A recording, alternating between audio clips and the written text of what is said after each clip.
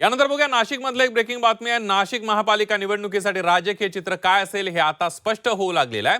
नाशिकमध्ये भाजपनं जागा वाटपात फारच ताणून धरल्यानं शिवसेना आणि राष्ट्रवादीनं वेगळी वाट चोखाळली आहे। शिवसेना आणि राष्ट्रवादीनं युती केली असून युतीची घोषणा काही तासात होण्याची शक्यता आहे। भुजबळ फार्म हे शिवसेना राष्ट्रवादी युतीच्या चर्चेचं केंद्र झालंय। नाशिकमध्ये भाजप सत्ताधारी होती आणि त्यामुळे पुन्हा भाजपला स्वबळावर बहुमत मिळेल असा आत्मविश्वास आहे। शिवसेना आणि राष्ट्रवादीला सोबत घेतल्यानं भाजपची अडचण होणार होती। भाजपनं महायुतीत लढताना 80 जागांवर दावा ठोकला होता। उर्वरित 42 जागा घेण्यास शिवसेना आणि राष्ट्रवादी तयार नव्हती।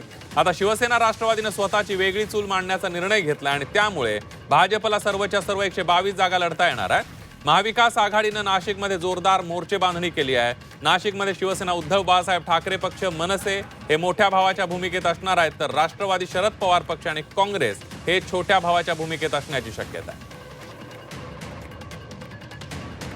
म्हणजे सन्मानजनक जागा आम्हाला देखील काँग्रेसला त्यांनी सोडलेल्या आहेत आणि महाविकास आघाडीच्या माध्यमातून आम्ही ही निवडणूक लढवणार। शरदचंद्र पवार आमचा मित्रपक्ष जे आम्ही आहोत महाविकास आघाडीतले घटक पक्ष सगळ्यांची चांगली बोलणी झालेली आहे आणि अतिशय चांगल्या पद्धतीने आम्ही आघाडी केलेली आहे। पण दुसऱ्या बाजूला वसंत गीते असं म्हणतायत की आम्ही 122 जागांच्या तयारीत आहोत, अजूनपर्यंत आमचं काहीही झालेलं नाही।